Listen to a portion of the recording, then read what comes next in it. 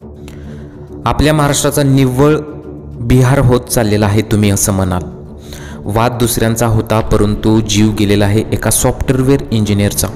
आता यामध्ये याची काही सुद्धा चूक नव्हती, तरी सुद्धा टोळक्याने याच्या छातीत चाकू खुपसलेला आहे। काय नेमकी घटना घडलेली आहे पहा। चॅनलवरती पहिल्यांदा आला असेल तर MM मराठी न्यूजला जरूर सबस्क्राईब करा। संतोष राजीव पेड्डी असं मृत तरुणाचे नाव आहे। चिकलठाणा पोलिसांनी दिलेल्या माहितीनुसार संतोष एका कंपनीत सॉफ्टवेअर इंजिनियर होता। ते रात्री उशिरापर्यंत वर्क फ्रॉम होम करत असे। पेड्डी कुटुंबाचा रोपळेकर हॉस्पिटल परिसरात डेअरीचा व्यवसाय आहे। त्यांचे कुटुंबीय लग्नानिमित्त हैदराबादला गेले होते, त्यामुळे संतोष घरी एकटे होते। ऑफिसचे काम पहाटेपर्यंत चालले। पहाटे संतोषना भूक लागली, त्यामुळे त्यांनी जवळ राहणारे गाडी चालक राधेश्याम अशोक गडदे यांना फोन करून बोलावून घेतले।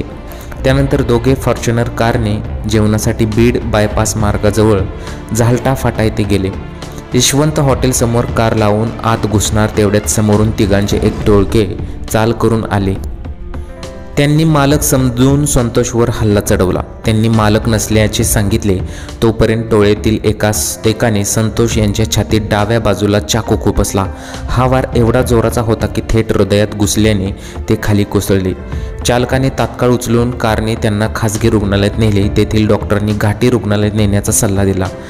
घाटीतील डॉक्टरांनी तपासून मृत घोषित केले। संतोष यांच्या पश्चात आई वडील, 2 बहिणी आणि 1 भाऊ असा परिवार आहे।